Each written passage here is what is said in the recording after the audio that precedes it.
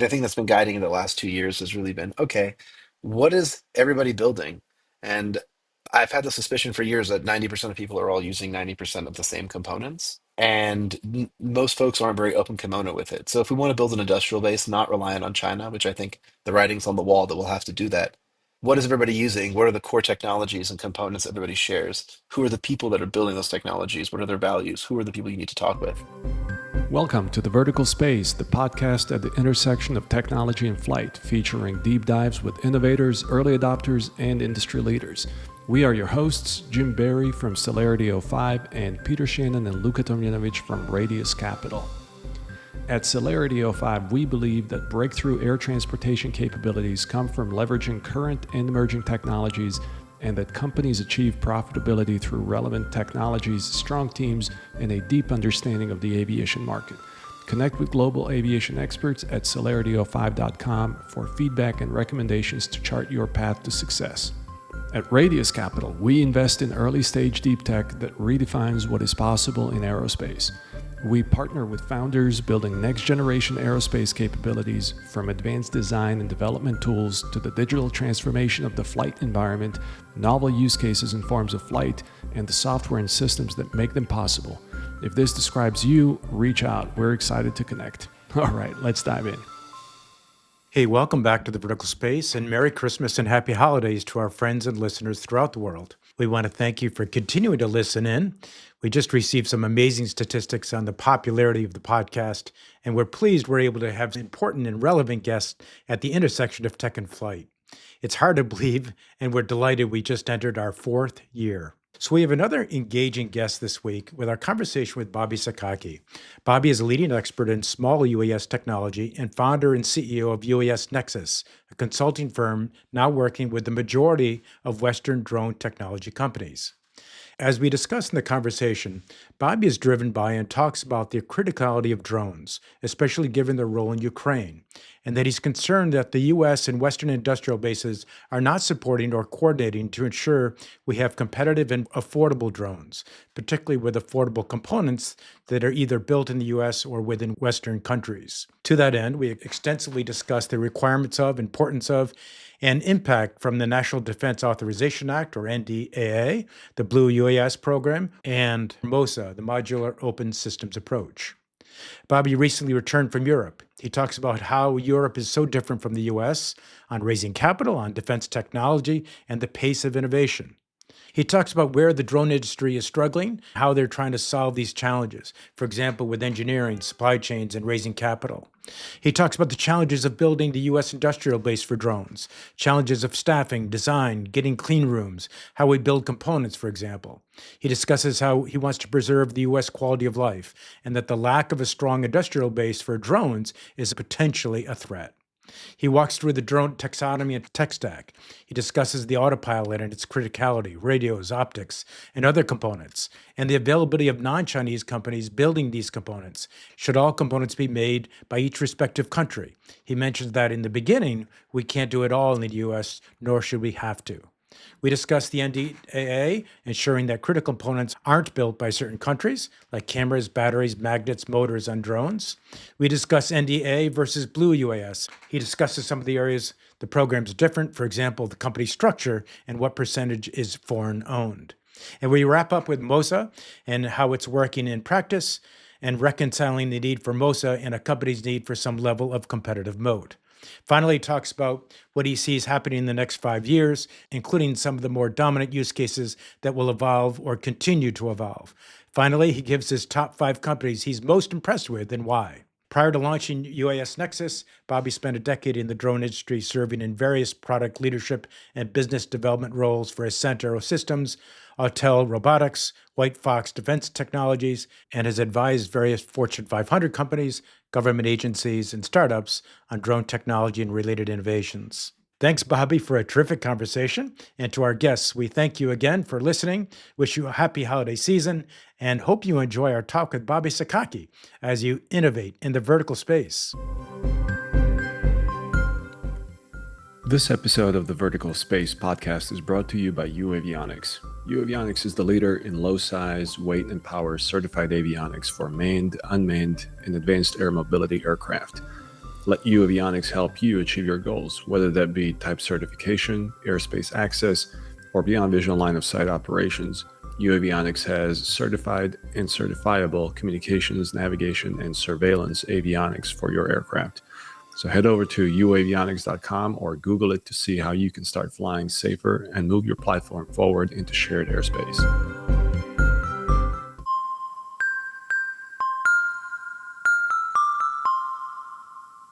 Bobby Sakaki, welcome to the Vertical Space.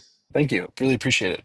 Been following you guys for quite some time, actually. You guys are one of the few podcasts that I try and keep up with. There's not a lot of media in our space that I consume, but you guys are one of them. Well, coming from you, it means a lot. Is there a favorite podcast? So I'm particularly interested in I didn't listen to the Mana drone delivery one entirely. I'm halfway through it. It's interesting having seen the operation in person, and Bobby Healy is using a lot of the same. It's proof in the pudding of like this is why we are profitable. He's very open with his business model, and it was something that I really appreciate. It's something that I think is we can talk more about that later in the podcast. Just Yeah. the disparity of transparency, as I call it. But yeah, Bobby appreciate it. Healy's episode turns out is the most downloaded episode in 2024. Luca, Yeah, I mean, there was a business professional who told me not only was it his favorite podcast he ever heard, he thought it was one of the best business lessons he had ever heard. Yeah. Bobby Healy's podcast. So yeah, there are many who feel the same. All right. So, Bobby, is there anything that very few in the industry agree with you on? I bet this will be a longer answer. there's a lot. I think a lot of things that few in the people industry. One of them is the United States probably can't build an industrial base like overnight without the help of its like regional and global allies. And I don't know if that's as contentious. I think I have strong convictions in many things. How loosely held they are varies. And some that's based on evidence, based on how the market evolves. So for me, one of them is that there's very few real drone companies. Most drone companies are just systems integrators. And I think more people are actually in agreement with that than I would think. Okay. So, what are some things that you have an isolated viewpoint on? What's the most common pushback that you're receiving when you're commenting the industry a lot? You know what? I think what it is, honestly, maybe I'm a little too fixated on certain things. I think that's probably one of them. And I think another one is like I'm self-critical and I like to take feedback constructively and I want to know what I could be doing to be a better steward and help people in the industry. And sometimes maybe I can be a little bit too polarizing or a little bit too frank or maybe yeah. And that's something that I think I actually think I can be more divisive than I want to be. And that's probably not I don't know if other people agree with me in that sense, but like that's something that I don't want to be working towards. What's an example of that? I mean, not too long ago, I think I made a comment about a vendor here in town, even about, and I shouldn't have used the terms that I did, but also basically said there's opportunities for people to just clone this open source hardware and like make their own business in other parts of the world, which completely goes against the notion of building an industrial base. And it was really highlighting kind of the challenges of open system architectures, open source hardware in particular, how it really comes down to things like the firmware and the quality of those components that can be built. Like, and really, these drones are systems of systems. Back to what I said earlier about drones being, or drone companies really being systems integrators. So I felt bad about that. I think it actually perpetuated some of the rift in the Western drone industry that has stifled some of the innovation. I think it's a huge thing that has put us back. We can talk more about the things I think that has hurt the West and have prevented us from achieving product parity. But and then I look at the Skydio SRR thing in the last little bit as well. I've been reflecting a lot in the last couple of weeks. At the end of the day, there is no net benefit to seeing companies quote unquote fail that are in the ecosystem. The value is seeing how we can use people's lessons to refine our own experiences and improve, and maybe find ways that we can deploy capital more effectively or build products more efficiently. And whether we can talk about how building drones in the Bay Area is more expensive than building them in Eastern and Central Europe. And for the same quality of talent, you're able to pay a fraction of the cost. These are problems that impact all Americans and impact the entire industry, like not disproportionately. If you're in the United States, you understand the challenges of manufacturing drones here. So I've been regretful of some of the things I've spoken on in the past. But just moving forward, it's really about, in my opinion, has changed a lot. Going to Europe, talking with people who are different government agencies about what they're facing and what their challenges are. And this friction that's within the industry, and I think it's manufactured friction, is one of the things that we have to work past. in World War II and during the Cold War, there was all of this like incredible innovation for aviation. You didn't have McDonnell Douglas or Lockheed and Martin back when they were separate, and General, etc., bad mouthing each other and having private interest groups essentially trying to push their product. It was really this collective effort. And the government just gave money out, and people made the best product they could, and the best product got selected. And the cadence of that is something that I think we need to be repeating. And I think it's going to happen eventually. And the infighting we have right now only prevents that from working together. We have to find ways to work together through horizontal integration, I believe, so that we can be prepared for what the DoD and the industry really wants. Sorry, that's a long answer, but that's been on my mind this morning. So I just figured I would relate it to what we're talking about. Yeah, makes sense. So you mentioned you recently came from a trip in Europe. What are some of the insights that came out of it? What's industry struggling with? So Europe is different than the United States. One is raising capital in Europe is very difficult. And it's different depending on where you are. Also, culturally, people's perspectives on entrepreneurship are very different. And then people's perspectives on defense technology is very different. So in the last 6 months, I've been to multiple countries. I'd never been to Switzerland before, and I consider Switzerland like the epicenter of mobile robotics of the West in many ways. The one thing that's interesting is you have these like brilliant, like the best engineers working, and they're hyper academic, and they're very focused on refining the product and building the technology. But again, back to the cadence thing, the cadence in which they're willing to deliver these products, sometimes it can be, I don't want to say outdated, but in America, okay, in the United States, we find the customer first and we build the product for the customer. In Europe, they build the product, specifically in Switzerland, they build the product and they try and find a customer for it. And by the time that happens, like the technology evolves industry wide. And there's also this huge hesitation to do defense tech in Switzerland. And this is something that, again, I'm not like mocking their culture or whatnot, but I think it's something it is a cultural thing. And that dynamic shows when you see these people that have built products that can literally silently fly down the slope of a mountain, completely GNSS denied, but it's meant for, avalanche detection. These people don't care about military stuff, right? And they have their own moral issues, I think. And also, at the end of the day, it goes back to this idea that some people just want to build great product and great technology, and it's hard to nudge them in a direction that they don't want to be because these people are not motivated by money. I've realized like the best engineers are not motivated by money, they're motivated by cause and this thing that gives them drive. And for example, back to the Bobby Healy, I don't think he's motivated by money. I think talking with him about why he started this was because it was a problem that he wanted to solve. He's like, it should exist. Why shouldn't it exist? How do we do that? And I see that fire in certain companies in Europe. There was folks in Germany that I visited who build just like exquisite product, incredible like fixed wing VTOL aircraft. And they have a product that is that they've alluded to and they've shared with, but it's like a larger airframe. And I asked why they weren't selling it. And he's like, it's too low of TRL. And I'm like, what are you talking? What TRL is it? And he's like, I think it's like four. That's what he told me. And I look at the aircraft, and there's GoPro mounts at the ends of the wingtips, and the large props have like grass stains on them. I'm like, dude, you've been flying this. He's like, yeah, I know. This is America. You call it TRL-7. But in Europe, you only really get to use your name once. And this was something that was very important. There's this culture in the United States, and this has happened. I've seen it in our own industry where people have raised money, companies have failed, and then they just go back and raise money again in another industry. And there is no consequence for failure, which I'm not saying that there should be per se, but in Europe, there's huge consequences for failure. And then on top of that, you have to think of like dual use, or you look at things like defense technology. And I understand they have their own cultural challenges of building defense tech. And I think that defense tech is actually what's driving the industry right now. Hey, Bobby, could I ask a quick Yeah, question? A lot of please. people know you and they know you very well. So when Lucas said you're going to Europe and you're going to go visit, who do you visit?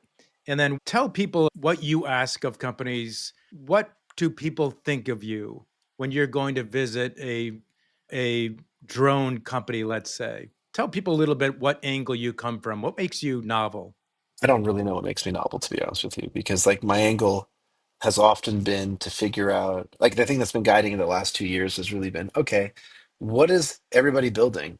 And I've had the suspicion for years that 90% of people are all using 90% of the same components.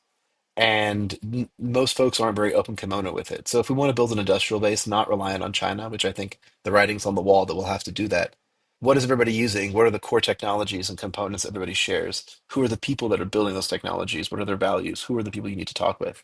And so that's actually my angle of going to all these places. I don't know if people view it the same way. I think people are hoping that I'm just going to talk about the product on the internet. And that isn't always the case. It's going to sound strange, but I don't talk about things because people pay me. That's a huge farce because most of the people I talk about, I have no business relationship with at all. And most of the people I talk about, I've been a customer of their product. I've paid for their product with my own money. And so I can speak to my own experiences about those, right? And in the end, I've built relationships with these folks through the customer relationship because I also, as when was working product at other companies and or business development, you want to figure out how you can refine the pain points. And then it kind of goes back to why I started UAS Nexus initially was to solve the pain points that majority of the industry has. Whether it's we need a camera that does this, or we have this problem with integration, or we have you see it is just manufactured friction and yeah, so when I travel these different companies, it's for different purposes. Some of them it's like, oh, you need a new camera built. Let's talk to you about building a new camera. You need a new radio link. You need autonomy solutions. In the case of managed drone delivery, I was actually just genuinely curious. And I was in the UK for Aerial Cities for this event that Marzulli Consulting and some of their partners put on. And I didn't get a chance to meet with Bobby Healy. I guess he was there like the first day, and I was jet lagged and I'd slept in. So I guess he spoke and went back to Ireland. And yeah, I'd never been to Ireland. I was actually planning on going and exploring the place, but it turns out they just freak storm called Hurricane Bert came through and prevented the flights, and it was the whole thing. Bobby, let's get into a bit more detail, if you don't mind, in terms of the things that the industry is struggling with that you've learned, not just in the recent trip, but more broadly. Okay, funding is one part of the story. In Europe, unfortunately, it's more difficult to raise capital. The mindset of the entrepreneurs is different, to your point. But when it gets to the engineering, the supply chains, the technology, the autonomy, the integrations, the payloads, shine some light into the challenges there and how people are solving it or should be solving it. So I use the analogy of enterprise IT, but imagine if enterprise IT didn't have like any standards built in. So there was no like standardized server rack width or depth, any of the DIN rails. There's no standardized connectivity. In the drone industry, we have Ethernet, and yeah, we have power, but like imagine if you had to build one of those boxes, a server cabinet every single time you wanted to do something with your own bespoke integration. That I think that's how the drone industry is right now. And drones are like computers in the sense that their capabilities are based on the sum of their components, and it's disparate the impact of those components, but still, it could be batteries, it could be onboard compute, it could be the camera itself. How you integrate those products varies, and I think that's a huge challenge. Like the integration piece is a huge problem, and many drone companies, I said, like many drone companies are simply systems integrators. The inverse is also true, I believe. I think that there are systems integrators that are actually just drone companies. Great example. These guys, Drone Amplified out of New Jersey. They take the Alta X from Free Fly Systems and they do crazy stuff with it. And they make it like their own. And they're pretty humble about like their integration. They do mostly like defense, and I think they do some stuff with like wildfire stuff. They have a unique payload that is used for controlled burns. They do some avalanche mitigation work, but they're like the perfect integrator type of application. And I look at the difference between them and other drone companies who do the same things is it was just branding. That's really what it comes down to. There's a handful of companies that really build their own stuff. And I went back to talking about regret about Skydio. Skydio is a real drone company. Perhaps they build too much of their own stuff themselves. But we have a handful of companies that are real drone companies. Is that a good thing or a bad thing, Bobby? I don't have a good answer. Depends. It's a bad thing in the sense that I think it dilutes the value of the real drone companies from a money perspective. Because if you go out there and you look at everybody out there who's raised money, how much it costs to raise money, how much it costs to raise a profitable drone business, like an OEM business, right? Some people are not really good at it. Some people are really good at it. So if you just and there's a hype, in my opinion, around the industry. So if I were to tell somebody I need to raise X amount of millions of dollars to start a drone company, now you folks are seasoned investors at that space, so you probably know you're going to ask very specific questions, what makes you different, et cetera. Most people don't ask those questions. Most people will say, oh, here's $100 billion Chinese conglomerate that can just kick everybody's ass, and you want to take them on? Here's a few $1 million. We'll make that bet. But then you don't realize the gravity of that endeavor, about how difficult that is, versus someone that says, I just want to make cameras for the drones, or I'm just trying to make the radio links for the drones. And there is no shame in making critical components. In fact, in my opinion, that's like one of the key pieces to building the industrial base is more component OEMs, like quality component OEMs that aren't reliant on China. And I think that is a key piece to solving this broader problem. Back to the integration thing as well. Like you look at DJI, DJI gives everybody all the stuff they need to build on their platform. They have the volume, they have the pricing, they have all these other things. And DJI is never worried about other companies playing in their sandbox. And I think there's reasons for that. I think that it's very hard to replicate what DJI did.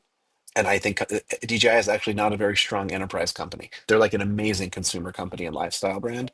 But when I look at enterprise, like raw enterprise, it's not sexy. Like the best enterprise vehicle is not the Tesla. It's a great consumer car. I own one, but I look at like the Ford F-150 fleet vehicle, the Comcast truck. That's the number one enterprise car, and it's ugly, but it's customizable, right? And you can get it in the exact way you want it in a volume that matters. And you know what I learned? Turns out the margin on that car isn't that high. The margin on these vehicles isn't huge, especially compared to drones right now. So there's opportunities for people to come in and compete with DJI on an enterprise level. Today, it'll be hard. In the next few years, especially based on the regulation that's been proposed by the current Congress and incoming administration, it could hasten some of that. But I also think that regulatory capture that I write about a lot online is like not helpful to achieving our objectives of building an industrial base. Stopping them from selling into America doesn't help us build better stuff. Okay, Bobby, that addresses DJI at the enterprise offering level. From your perspective, what is the most clear-eyed view that one can have on the Chinese industrial base as it relates to a drone component supply? And how does it compare to other sources of supply around the world? And when we look at the need for a US industrial base in drones, and not just based on economic reasons, but based on all of the other reasons that drones are playing in defense and national security and everything else. What is a realistic set of expectations for developing that US industrial base? But let's start with a clear eyed assessment of the Chinese drone component base and what is it today and how did it get there? So I don't, I have different understandings from different groups of people. So Okay.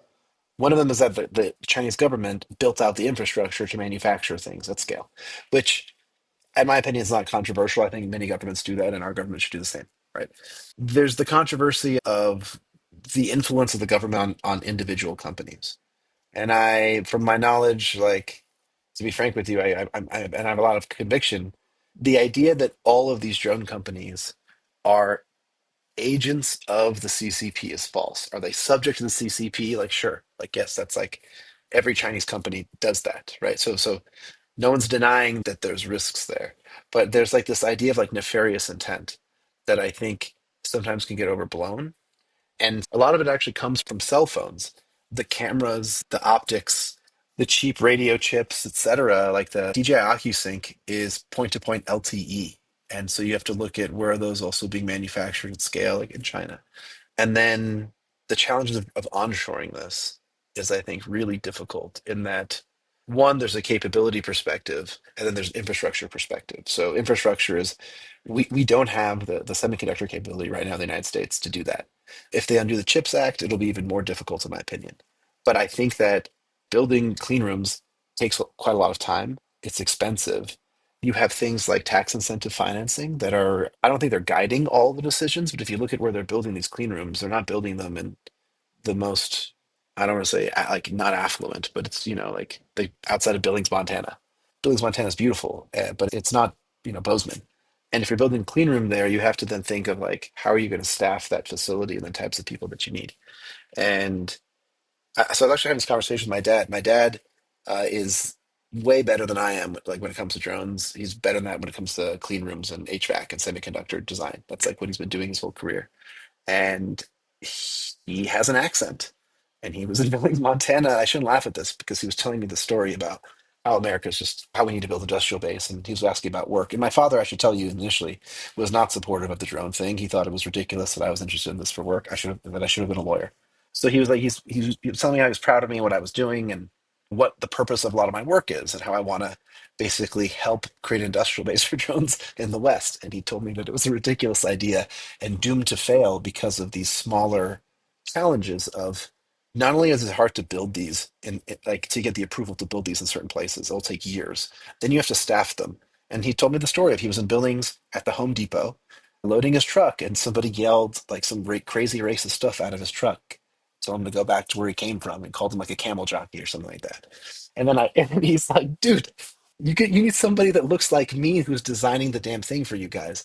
And you need somebody that looks like me to staff the thing too. And this is true. I joke about this, but you're gonna have to hire a guy named Sanjeev and pay him $300,000 a year. And he's currently in San Jose. He's got 3 kids to move to Billings, Montana. And my family moved to Utah in 1995 from New Jersey. My father worked for a Japanese engineering firm called Kojima, who designs clean rooms all over the world. And I can tell you, being the only not blonde, blue-eyed people growing up in Sandy, Utah, was different, right? And it wasn't great for me post 9/11. It was really difficult for my dad. So, like, you think of all these smaller, like, and they're actually really big challenges. And they don't have this problem in other parts of the world. They're actually building chip fabrication in, I don't want to say rural parts of Croatia, for example, but like they're not doing it in Zagreb proper. And they're not doing it in other parts of like Poland and other parts of Germany. And I think when the United States has to do something similar. And for the amount of money we spend on a lot of other programs unrelated to drones, whether it's foreign aid, whether it's like whatever you name it, it's a fraction of that to build out this industrial base. And I know this because you look at the companies who are able to prop up the industrial base right now without any government assistance, they're doing it. What a great example are the folks at Cube Pilot. Philip Rouse is a force in the industry. The man, I joke, I was like, the man was like the Tasmanian devil in the sense, not that he's just from Tasmania, but like he cannot be, you can't contain this company in a box, right? They don't need venture capital. They're shipping a ridiculous amount of product. And if you think of how much the industry is built around his just hardware alone, it's pretty mind-boggling, right? Bobby, if I may ask, why is this such a passion for you? What do you hope to accomplish? What's your driving force? The drone thing or The the drone. or just like And what's you're obviously a very passionate, bright, capable guy. What are you hoping to accomplish? it's interesting because this was a hobby. Like I have all these like drone parts here in front of me. It was a hobby was a job, but in the end, this is the problem. I alluded to this earlier with some other people actually. The world has changed. This is no longer just about building these fun toys we race in parking garages and at the park. Like the world is in a very volatile place. So for me, it's about preserving our quality of life and the safety. And like it does not to sound like some like ridiculous neocon. It's not about that. For me, it's much more existential. And some of this, I have to tell you, was about a year ago. I went to Croatia to visit some people who work in the drone industry, and it was very embarrassing. Where I live in Park City, we have a Banksy art installation in like a random alley, and it's like been covered in glass because people were trying to destroy it, etc. And the Croatians were incredibly hospitable, and like the food was like incredible. And I will tell you, the cost of this meal blew my mind. And I don't normally drink alcohol, but they were very hospitable with the wine. And I see in this building, there's graffiti and there's chunks of this building that are like missing and they're like bullet holes. And I ignorantly said, I was like, oh, is that a Banksy? And one of the guys was like, I wish, bro. The city council has like prevented us from rehabbing any buildings damaged by war. And listen, I've a degree in Middle Eastern studies, another one in political science. I knew there was some conflict that had happened during the early 90s. I didn't know it was so close. I was like, oh, that happened here. And he's like, yeah, that happened here. He's like, the town next door, like 800 people were massacred. And he pointed this other direction. He's like, Serbia is 20 kilometers that way. So you understand why we do what we do. And hearing this for me was very interesting because I knew these people on a personal level because at the end, all of us got in this industry. If you've been in the industry for more than the last like 5 years, you got into it for fun. You didn't do it really for defense, with very few exceptions, right? There's people that are very focused on it at Anduril and Shield, et cetera. But to see the sobering impact of like, okay, this thing we did for fun is no longer just for fun. And yeah, so for me it's no longer just for fun and it's not about making money, it's about preserving what we're doing. Because I do think, not to sound like nihilist, I think World War III has started already. I remember growing up and reading about how World War II started, World War I. I don't think the great nations understood that the conflict had already begun when it begun. And hindsight's always 2020, right? But you think about now, what happens? I look at Ukraine with a lot of sadness, really, and I also look at it with like, is this something that's part of something larger? I look at what's happening in Israel and Lebanon and Syria. Is this going to be part of something larger? And if that's the case, I'll be quite frank with you. I love to ski. I love to have brunch. I love to hang out with my friends, and I actually love living in a safe, secure place. I'm very fortunate. So for me, I want to preserve that for not just myself, but everybody else I care about. And I think that every human being wants that safety and security. And at this current moment in time, there's just stuff that needs to happen with these flying robots that help preserve that. Yeah, Bobby. I mean, the last 24 months have, I think, for the whole world, changed people's mindset about, I mean, certainly about the transformation that modern warfare has gone through, but they've changed people's mindset about the spectrum of roles that drones are going to play in our lives going forward. Before the war in Ukraine started, I think drones occupied a very different segment of the population's mindset. So now they do take on these different roles, and the importance for many countries of having a domestic industrial base that they always know they'll have access to for drone technology is becoming more important. And when drones were really just purely an electronics and an economic question, it was logical to outsource the manufacturing of them like we do with so many other things. The industrial base in China grew massively on the back of it, and it quite frankly advanced beyond Western sources of supply in terms of the quality of the system integration and the refinement of the components and the products. And they've just built upon that and iterated upon that. But now, this new mindset that you talk about, leaving huge segments of the world asking the question, okay, well, how do we build an industrial base? And it's more than about building clean rooms, and it's more than about chips. It's about a whole set of components and really a product and a technology roadmap for each of them. And so, okay, you look at what Philip Rouse is doing with Cube, you look at other open source or commercial component platforms that have managed to survive in the industry or that have seen growth in the last 24 months. What's their standing relative to the Chinese capability? And how do you think of those as seeds off of which to build out a broader industrial base that addresses the needs of these different countries as they now are thinking about drones in a very different role in their respective futures? How do you assess that landscape where we sit today here at the end of 2024? I think that it comes back to what I was saying earlier, that there's a lot of companies using the same critical components. And how can we think of, I use the crude analogy of like when we go and you go to Costco when you're in college, right? And you don't not two people don't really need it, but you get two households, multiple roommates together, and it kind of makes sense. Or you're splitting a cow, if you will, for more rural communities, then I'd be able to find that analogy. We need to do that with components first. And the reality is like so we are so behind in terms of pricing, the orders of magnitude, that we have to find these like gradual steps. And the first is like increasing the volume, right? And the demand, I think, is going to increase to be almost like exponential and perpetual for the next several years. So the volume that we're going to have to grow, say from like 1 million autopilots a year, we'll have to go from like six and then to like 15 and then 30, and then we're going to have to be shipping these the way it's going to be like ammunition, right? And it's not just autopilots. And you have to look at things, and I use Philip Rouse as an example because Philip is building this in on the other side of the world, right? And I'm saying this, all of us I think are in America. He's on the other side of the world building this in multiple countries. And we in the United States, we have a handful of critical components that we build here ourselves, like the radio links, Silvus, Doodle Labs, Persistent Systems, et cetera. Like they're all here in the United States. Microhard is based out of Canada. And then you have a handful of autopilot, like Modal AI out of San Diego is a great example of folks who have been able to build out a really good, not just product, but like an industrial base and foothold and support large volumes. And we need more of that. And I think, and not, I'm not saying we need more Modal AIs, I mean more vendors, especially when it comes to, we'll say, like batteries and motors. This is not covered by NDAA, but it's just a key part of the supply chain. And then you look at things like ESCs, which are speed controllers, very important. There's the guys out of Australia, Hargrave Technologies. I was checking out some of their stuff. The folks out of Croatia make things as well. Like there's a number of great products. There's these, and then you look at autopilots. Like on my own personal drones, they make them out of Portland, Oregon, with Brain FPV Radix, and it's like a small team. It's a husband and wife, like neuroscience and electrical engineer PhDs who have just it's like a business of theirs that they've been building.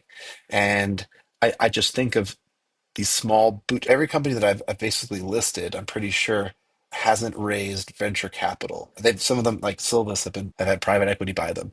But Doodle and Modal AI and Cube and these guys from Brain FPV, like they haven't really raised money to do this. And so I make the potluck analogy. And everybody has something that they make really well that they can bring to dinner, and you have certain people that want to bring the roast, even though you have to realize, like, dude, Philip makes real good roast. And so also makes really good roast. Like, don't be a schmuck and show up with your own roast and be like, I make one too. Like, we get it.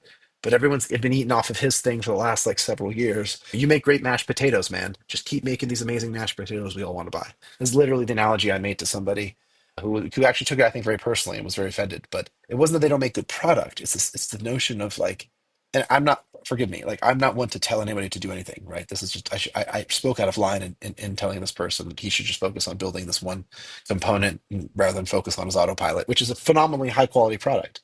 But it's just this notion of, man, like you already own this one little niche with this one component, like just keep kicking ass doing that.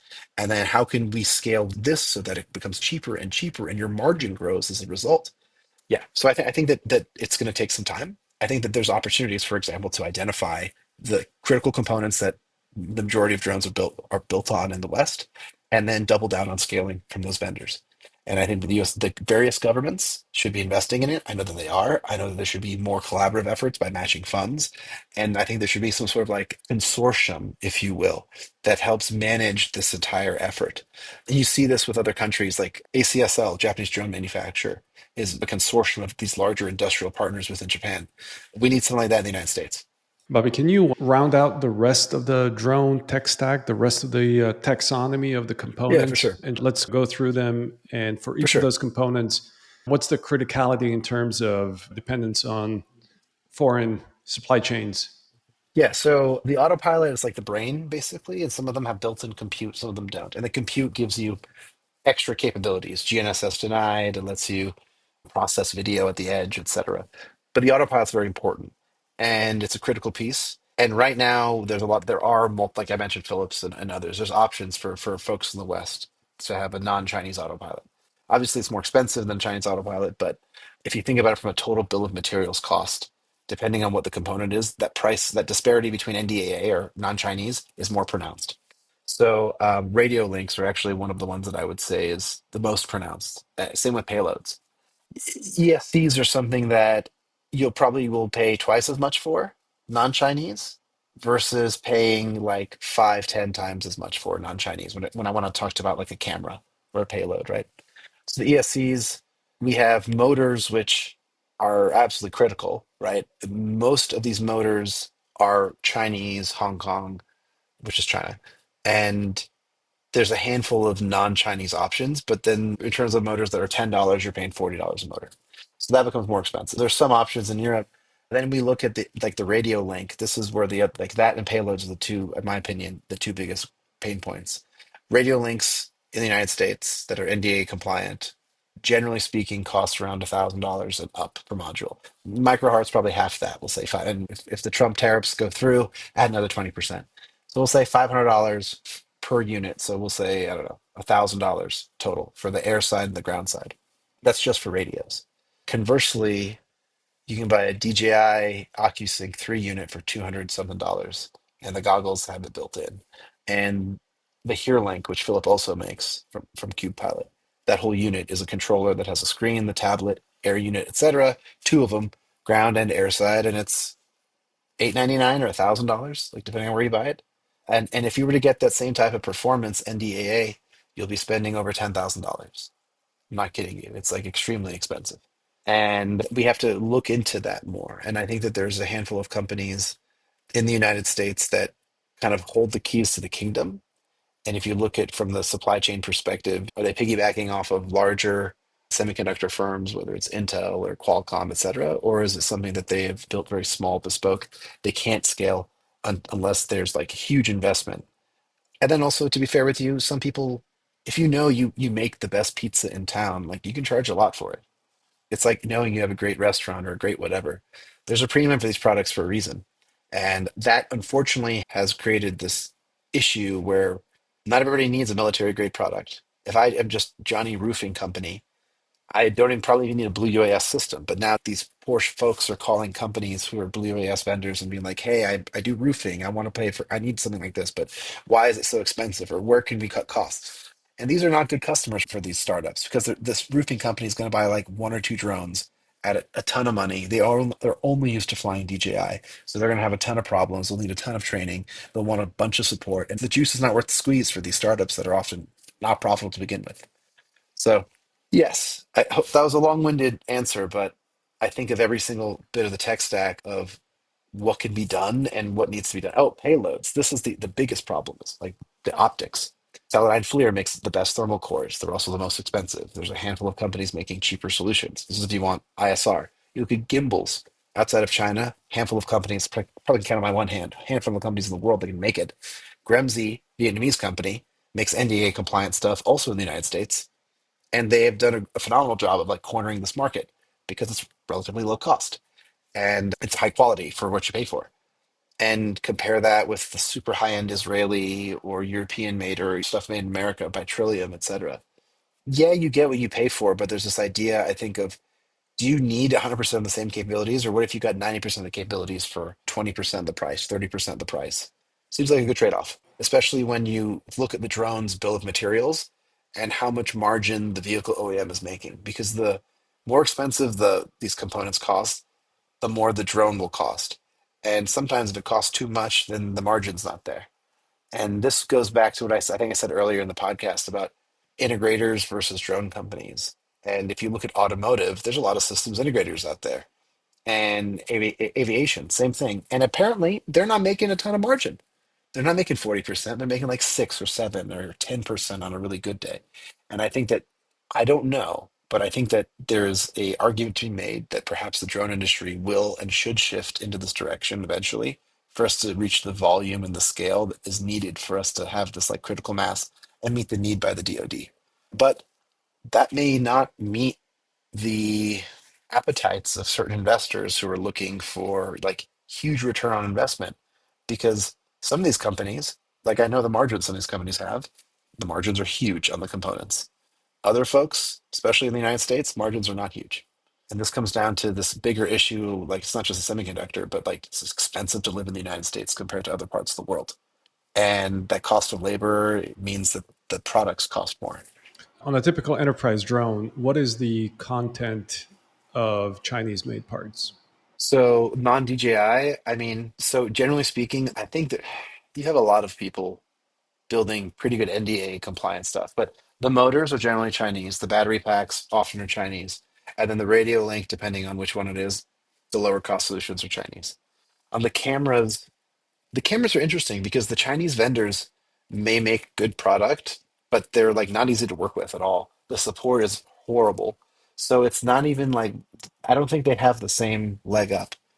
But the HereLink is a really good example of selling the blue version of drones that generally have the HereLink cost way more. We'll say the motors, for the sake of math, are like today $40 a piece, and they'd be 4 times as much if you made them outside of America, right? So they're $160 a piece. Like, yeah, that's expensive, and there's four of them. I totally understand that, but that's about $500. But there's the radio link and the camera alone, that's going to be extra thousands of dollars, right? And the GCS on top of that's going to be expensive. And sometimes, if you look at the cameras, they're tens of thousands of dollars. The Next Vision Raptor, which is a cheap version of what the higher end Trillium and Edge payloads are, still 35, $30,000. And so the margins just get eroded away. And the motors are something that I think it's only been in the last couple of months because of the T motor thing that people are looking at non-Chinese motors. And then due to Skydios being sanctioned from the battery manufacturing perspective, how do we get batteries made in America? For the benefit of the audience, what was the T-motor thing? Oh yeah, so T-Motor was added to this covered entity list that because they, I don't know exactly why. It might have been because they were selling to Russians, etc. I'm not here to question the like. I would argue that T-Motor does tens, if not maybe even over $100 million worth of business, and that they somehow in that company, one of their less competent salespeople made sales to Russia doesn't like surprise me. But the idea that they're like actively, knowingly working with the Russian government to like sell stuff against Ukraine, I think that's could seem a little hyperbolic, just because they're risking all this other business. Motors have a lot of. My understanding is that there's a handful of companies that are actually. This is the crazy thing. You have American motor manufacturers that are being used by the Russians too. Like I've seen pictures of like, yeah, if they, and again, it's all unintentional. Bobby, when you talk about supply chain resiliency and building a domestic industrial base, is your position that all of the components should be made in the US, in Europe? Where's the right balance to strike between relying on partners, other friendly countries, versus having everything within the walls of your own country? It's a very good question, and I think that it varies on country to country. I think out of the gate, initially, you need to work with like it has to be as global as possible because you can't do it yourself. Over the long term, people will want to build more critical components stateside. But again, if you think of like a free market, the products built in the United States will be more expensive than the products built in Asia and Vietnam, et cetera. So how do you compete globally? And this is the thing I've also been talking about is once this thing in Ukraine ends, hopefully soon or whenever, that technology is going to start to be sold against Western, like our American companies. And it's their stuff's probably more battle proven as well. And I can be sure it'll be cheaper. So it's going to create a new type of competition that I don't think Americans are used to. Mhm. And it goes back to also what we're seeing with this latest NDAA and regulatory capture against DJI. Because you remove DJI and Autel from the industry, the last couple of years we've all been focused on basically making money and being in the shadow of DJI. Well, now we're all going to be us, the West, will be fiercely competing with one another in a way that we haven't in the past. And how do we reconcile that when we're all using the same, not all of us, many of us using the same components, same suppliers, etc. And you'll have to see what's really different about a drone per platform. I look at automotive as a great analogy where like people like F-150s, people like the Chevy Silverado. I'm not a truck guy, but I just think it's pretty basic and people for a reason. Like whether it's brand reliability or they're close, proximity to a service center, they purchased the brands in the past. Like drones will have a similar, and I know this because people will say, "Oh, I bought a Free Fly Alta X for years. I love it. I'm going to try the new Astro."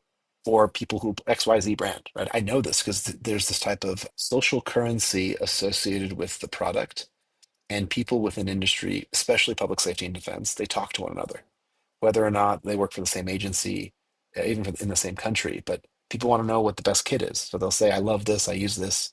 And if it's bad, that's, I hate to say this, if it's bad, they all let each other know. Stay away from this. And so it's important for us to have the right products. I don't think that it is realistic for us to want to build things in our own countries 100% self-sufficiently. I think India is a great example of how that was a mistake. And I don't talk about this publicly, but India has shot themselves in the foot because they're extremely technically savvy, like country with relatively good manufacturing capabilities. But the fact that they all of a sudden thought they could build an entirely homegrown drone industry, the product speaks for themselves. How many Indian drone companies are dominating on the global drone market? And I think that's something that people don't realize. So it's a crawl, walk, run approach, and it goes back to what I talked to about like why I do this. Like, man, there's like shared values in the West. It doesn't matter if you're Republican or Democrat. Like, you're like your freedoms, and you probably, hopefully, like other people's freedoms and respect their human rights and their ideologies. And that is something that I think binds all of us. Bobby, let's talk about NDAA since we mentioned it a couple Yeah. of times. What is it? What's the scope? So the latest 2020, it's like section 1709, I believe. It's the latest version. It actually calls out Autel and DJI and essentially says that if there's any security issues with them, they can have their SEC license revoked. But prior to that, it was Section 848 of the NDAA, and it called out critical components. So anything that basically stores or transmits data, and that includes radio links, that includes payloads. It doesn't include more benign lower level components. And I believe now what we're seeing is people trying to exceed that NDAA threshold. NDAA does not mean Blue UAS. It doesn't mean made in USA. It just means that it's like not built with components come from covered countries like what is it, Venezuela, Syria, Iran, North Korea, Russia, China. Like there's like the handful of, I think Syria's on there too. And Like a that's handful of these. only, again, only critical components, right? So that's flight control systems, payloads, ESCs, radios. What else? Well, so ESCs are interesting. Type of ESC matters. Use ESC with telemetry can't be Chinese. It's two way. Use ESC as one way, then it wouldn't matter because it's not storing information. It's just passing it on, right? So, or like cameras, the idea of like the value of an NDAA compliant analog camera may not. Now it depends on the customer. If it's the U.S. government, of course it's going to matter. But like for other people, it's technically not, it doesn't violate NDAA because it's analog. It's not even storing any data. It's just passing on that stuff through. But there's analog stuff that's made in China. Like there's, my understanding, there's only one NDAA compliant analog FPV camera out there. It's made in Europe.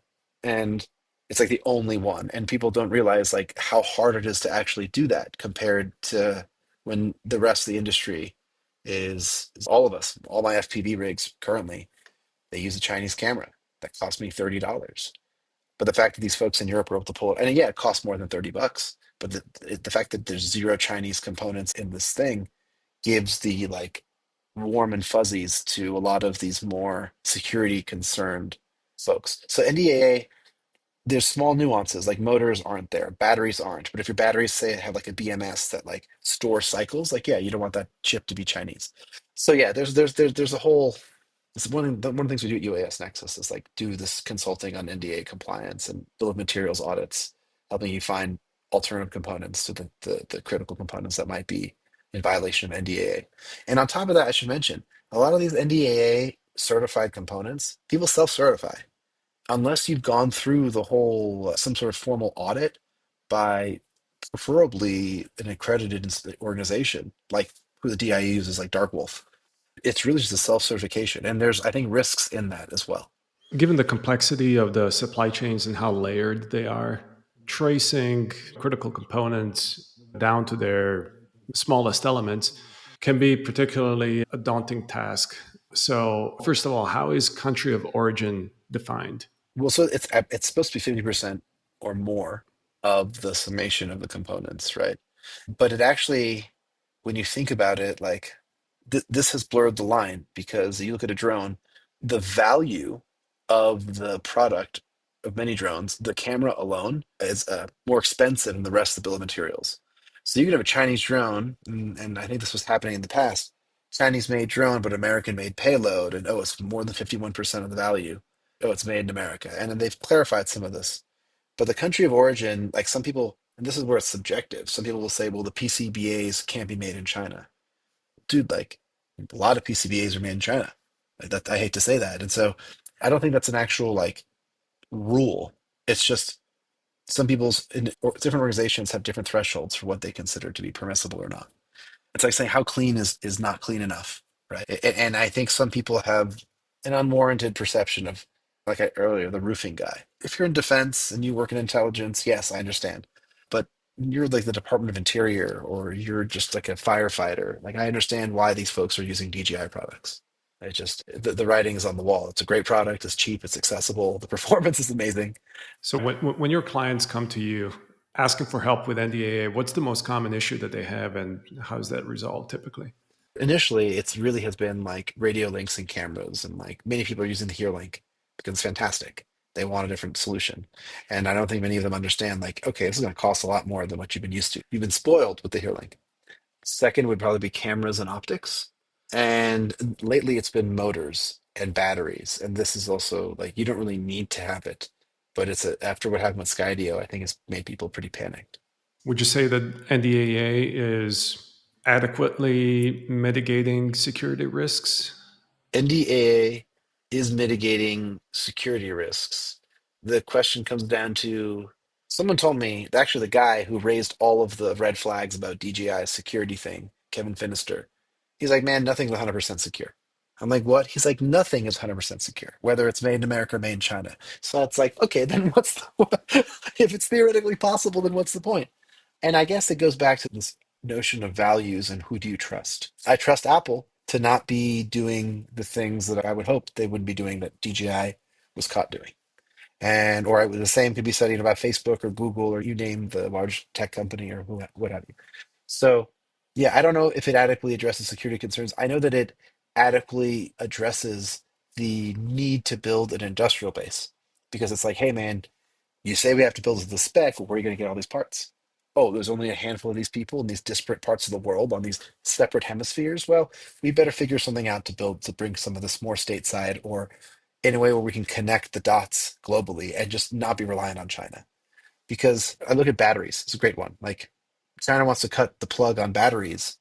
It's not going to be just for drones. You're going to have the issue with your cell phone. You'll have the challenge with electric vehicles and these other issues. And who knows? Maybe Elon Musk will become like the battery don of the world. I don't know. I personally am skeptical that we're going to be using Tesla packs and all of these drones because we haven't solved this problem of maybe these battery packs are over engineered and in some cases under engineered.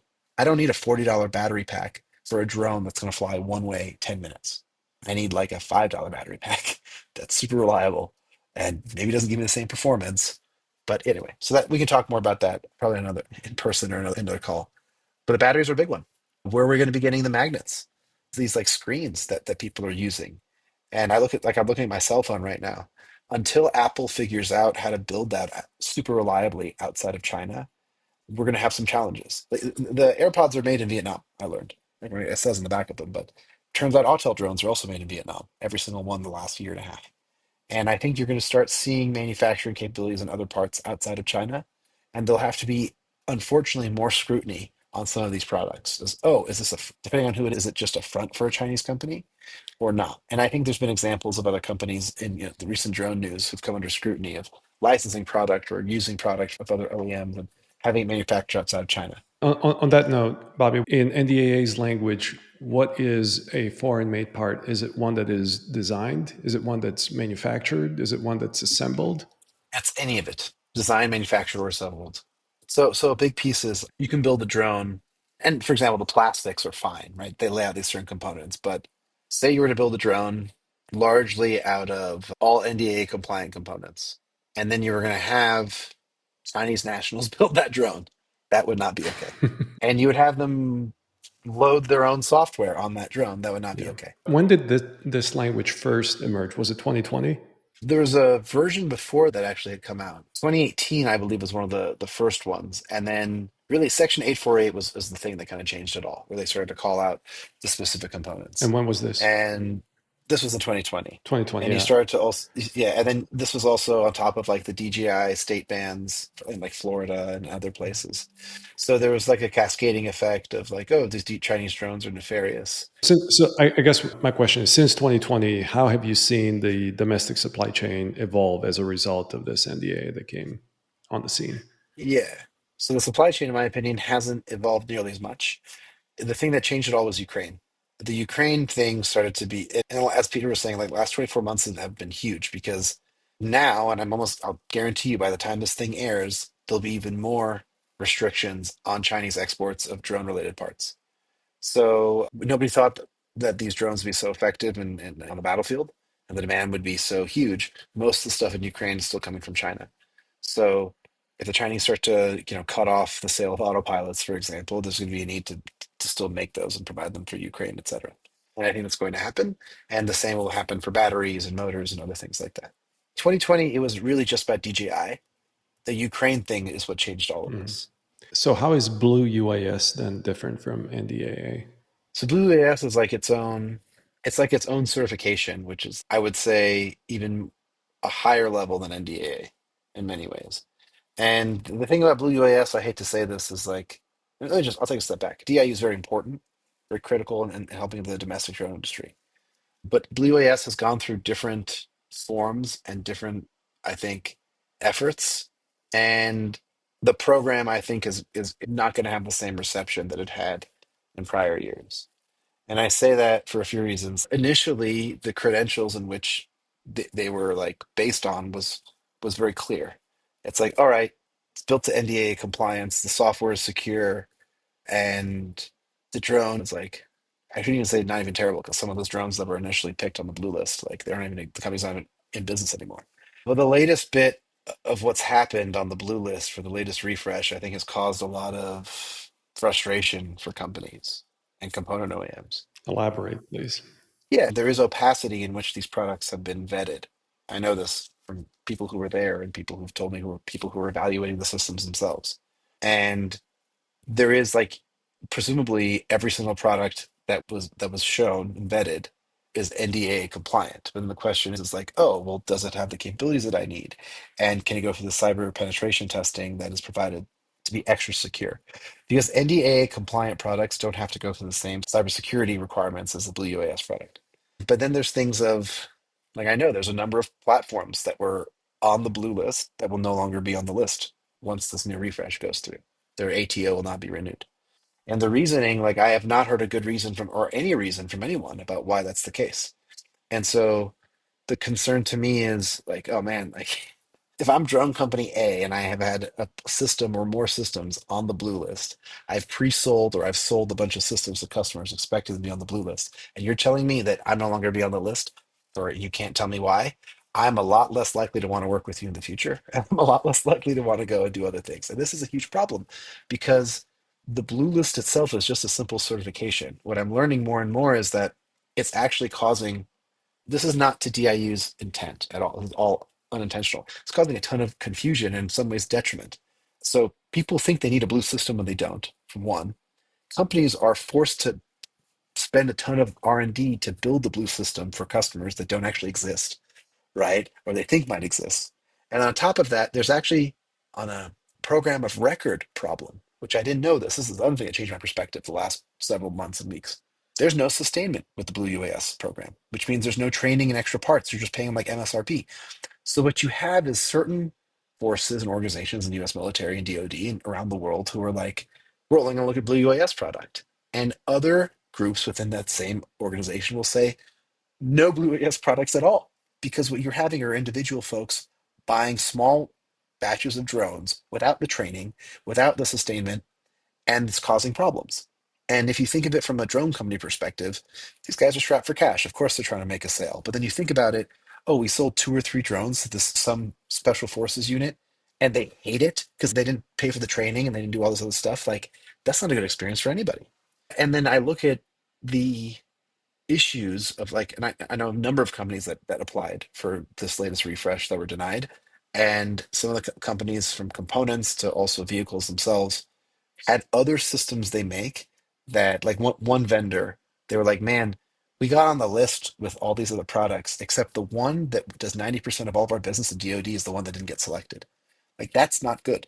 Or a drone that was selected to be on the list, but the controller that is required to work with that drone wasn't. So it's like, how are you going to use that system? So, Bobby, just to understand better, on a technical level, what's the additional scrutiny for the Blue UAS? Is the definition of the critical component, is that expanded?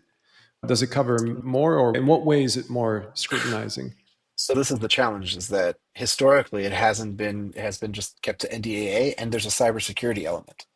But then there's certain things like in my own experience, like a big one is actually the company structure, right? So, what percentage of your company is foreign owned or owned by adversarial nations or based in adversarial countries and little things like that? So, there's like an extra layer of scrutiny, right? So, when I was at Autel, we were doing the Blue UAS program. Like, we had a path for everything, all the components, the software, etc. But a lot of it was based on the company ownership. Like, and initially it was that, oh, this Chinese national owns the company still, like that's not going to work. And they're like, well, his son, who's a U.S. citizen, is actually going to own it instead. And they're like, that's his son. We don't care. You know what I'm saying? There's like an extra layer of scrutiny that comes along with the Blue UAS program that exceeds what NDAA is. But if there's an NDAA compliant product made by a company that's in friendly countries and applies some good cyber hygiene, is that pretty much a guaranteed Blue UAS label? Or No, that's the problem. It's not guaranteed. That's one of the issues is because there've been multiple products that were already listed on the blue list that are made in the United States that have already been certified that are just all of a sudden not on the list anymore. And so companies can't be NDAA, but the products can be NDAA compliant, right? And this is something that, but I don't want to pick on DIU. They have a very hard job But is DIU the sole arbiter of this, or is there, yeah. and there's no recourse on the part of the companies, just depending on what DIU says? Yeah, if you don't get in this year, you wait till next year, the next refresh product. Or you basically, the other way to do it is just the way it's been the whole time, which is you need to get a sponsor from a DoD client that's willing to pay for you to go through the cyber testing. And there's like time, and people don't realize the refresh was just a way to like onboard a bunch of new people and get them on board. What I think is happening now is you have companies that have been excluded from the list, or companies that have had products excluded from the list that will now have to go through a different process to go on there. This means time and money. And this is frustrating because some of these companies I know spent hundreds of thousands of dollars to get their platforms already on the list, only to have their ATO expired. Is like it's a slap in the face. And this is where I go back to this manufactured friction and the challenges and how we can be ready for something that might be coming. Like this is just self-sabotaging. I had the opportunity to fly the FLIR Black Hornet 4, which is like it's tiny. The one thing everybody knows about is that's super expensive, right? And the pricing for some of these products goes up to like Porsche category. Turns out through the program of record, it's cheaper than most Blue UAS systems that were on the list previously. And it comes with sustainment and training. And yes, there's a huge volume of it. And I have to give the Army enormous credit. Really, like the Army's done a phenomenal job of like leading the way, just not just with SRR, but in this case, SBS. And they've got LRR and MRR. These programs of record, not only do they enable these companies to build products, but they're actually enabling the industrial base. Because Teledyne FLIR is going to have to scale and ship out 10,000 of these or whatever, like a huge number of these little birds, which means they have to scale the all of the components associated with it. And this has a trickle down effect because, oh man, you made all of these thermal cores are a bad example because I don't think you can make enough of them, but you've just made a bunch of these cores. Eventually, this new gen that you'll be working on, the older gen version will price will come down. And this always happens. And I think that we need to have that. And I know, so SRR is a good example with the teal Black Widow. They have a FLIR camera on there. And hopefully and I know this, it's very likely that like that volume, because of what they're going to be purchasing, will enable the component price to go down for everybody else. Same with the doodle radio in that bird, right? So it really is an all boats rise with the tide effect with a lot of these MOSA oriented systems. That SRR contract, the initial amount awarded is roughly what, 12,000 drones? Is that what the unit volume is going to be? I I think the initial amount, on my understanding, is actually very small, like the first teeny bit of the order. But I think it's up to like it is in the it might be over 12,000. Yeah, 12,000 something total. Okay, yeah, I'd heard it was 5,880 kits, each kit having two drones, something like that. I think it's twice as large as what the last one was, is my Okay, understanding. okay. And again, this is helpful. So if you look at, we have something like that, say for like for MRR, Anduril, and PEW got it. All of the components associated with each of those birds will then have to scale to meet that demand and that volume, which also means that if I'm also using the same radios and same core components, price can come down. And this is something that anybody who's listening to this, if you ever flew like RC airplanes 20 years ago, the electric brushless motors, those were like $150 a piece. They were super expensive. And yeah, these were made in Germany and they were hand wound, etc. But now you look at them, you can buy them for like 20, $30 a piece, $10 a piece in volume. And I think that's going to happen with these other components in the United States. And you look at like what Doodle Labs is doing they've done a phenomenal job of US based company manufacturing product, I think out of Singapore and the United States, NDAA compliant. Is it low cost compared to China? Absolutely not. Is it low cost compared to like the super high end Silvus radios? Certainly. But it's just a matter of time before all those components come down in price, orders of magnitude. And so then instead of paying tens of thousands of dollars for Blue UAS product, you're paying under 10K. And then hopefully one day under 5K. Bobby, we can't talk about DoD without touching on MOSA. Yeah, So, okay. what's MOSA? What are your thoughts on it? The modular open system architecture, I think it's the same thing as enterprise IT, which is what we currently use. You go to any server cabinet anywhere in the world, the width has been standardized, the DIN rails have been standardized, the depth. Only what's different anywhere in the world is a power plug, right? But you have usually 90% of the time Linux of different flavors powering different hardware OEMs, Fortinet, Barracuda, Dell, whatever, HP, different ways working seamlessly, whether it's a Bitcoin miner, a video caller, or one of those horrible video call bots. You name the application, it just works seamlessly, right? And it's that horizontal integration piece that I think is very important. We currently don't have that when it comes to drones. And the DoD is laying out some of their own standards, whether it was like ROS-A and STANAG, kind of on the interface side. I think that we need to start seeing more of the standardization and modularity on the physical side. Like maybe use the same connector that connects the radio to the autopilot for every drone, right? And we just standardize that one damn cable. So for the sake of supply chain and also for support and maintenance, like we just know it's just one cable that we use. The way a USB-C is used pretty ubiquitously, right? How is it working in practice, though? Companies are trying to, yes, on the one hand, embrace it, but at the same time, finding ways to still lock out competitors and build somewhat of a proprietary system. I think companies like Quantum Systems have done a phenomenal job of this, where they have their own like secret sauce, whether it's the airframe and some of their own software associated with it. They their CEO very openly talks about this is how we build our stuff, and this is whose radio, whether it's a Silvus radio or a Next Vision camera, or the AirVolute board that powers a lot of it. Like they're very open about this. And the real value is it's our prowess and integration and capabilities that is the real value here. And I think it's very hard for folks, and I would love to your input on this as folks who invest in the space. How can builders in defense tech reconcile the DoD's need for MOSA with, I think, maybe a lot of VC's need for like building a really strong moat? Because when it comes to the enterprise, like my gut tells me it's not meant to be sexy. It's just supposed to work because these are tools. And because they're tools, how we interact with them matters. Everything from their aesthetic to their usability and their interoperability. And again, I think Anduril is a phenomenal company. I think Palantir is an incredible company. And I think Skydio is also a very like impeccable piece of technology. I'm just curious from hearing the DoD customers' feedback about, hey, I want this to plug in with everything.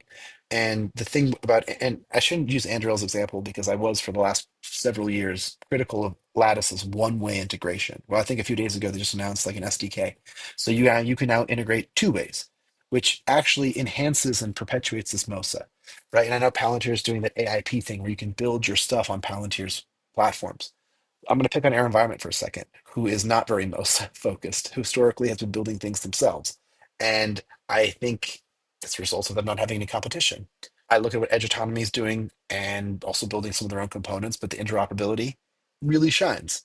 And yeah, it's like as simple as saying you bought a cigarette lighter or a power adapter for your car that only works for this one brand. That's literally what we're currently dealing with in DoD. So how do we go back to this like consumer mindset of like ease of use and convenience interoperability and interpret that for enterprise of like, okay, this has to be ubiquitous because if it's exquisite and takes time to fix and break, it has to be at the depot. It'll be a pain in the ass, and that's not an option for us. But one of the things about MOSA too is it's a concept they've been talking about for years. Not everybody has embraced it. I think that the drone industry in general is built on MOSA. We just have these tribalism, lack of interoperability between components that I think prevent that. I'm very bullish, like these guys, Firestorm Labs. They built a modular system. Ascent Aerosystems, my former employer, they built a modular system. Like you take their bird, you take a payload of yours, you integrate onto it, and then there you go. And you can sell that or someone's white label it. Like they get it. And the challenge has always been the small little integration between the components that those vehicle OEMs don't make and the integrators and the end customer the integrator wants. Whether it's a camera, a radio that's a one-off, or a classified payload, or whatever the hell it is, that integration piece matters. I think maybe you asked me, or someone asked me, like, what do you expect to happen in the next 5 years? I think stuff's going to get smaller physically and hopefully cheaper. We've been wanting this for 10, 15 years. But this idea of like actual attritable mass, this is something that we haven't really addressed yet. And I think I could talk for hours on end about we need to solve a big problem in the United States about our cost of living if we're going to be manufacturing things here at scale, because it is a problem, right? You've got computer vision engineers getting paid $250,000 in the Bay Area and getting paid a fraction of that in Europe, and it's the same quality of engineering. And I don't know. This is a national security issue that I hope the DoD is paying attention to, that I hope Congress is paying attention to. And this is not meant to be like, it's not a political thing for me. It's about, it's expensive to build stuff here in the United States. And if it becomes more and more expensive, we are at a huge disadvantage. Because if you look at this attritable mass, what happened with Iran and Israel back in March or April when Iran fired the first volley of missiles and it was intercepted? I think it cost them, they said 25 to 50 million, and it costs like 1.25 billion for us to defend against that. That's the problem. How does the use of drones change in the next 5 years? in your vision, both on the military side and the commercial side? What's going to most dramatically change? Yeah, I think one is drones first responders, something I'm very interested in. I think we're actually going to be seeing more of that, like for public safety use cases. I think drone delivery will overlap with that, where you'll be seeing the delivery of like defibrillators and critical life-saving technology. And on the defense side, I think we're going to see more like applied autonomy. And the big thing is the whole GNSS denied application. Yeah, EW will be a norm. So the drones will have to be able to fly autonomously in a way that only a few really do right now. I think, and I also think that autonomy will become more commodified, like the way ADAS on cars has, or like the backup cameras now, like on every car, or lane keep assist. Like we'll see that with products, and then obviously stuff being smaller. Hey, you're a fascinating guy. Tell us, who in this industry are you most impressed by? I can't say there's just one. There's a handful of people. I'll name like the top five, and some people I work with, some people I don't. These dudes out of Croatia, Orca, I would say I'm the most excited about.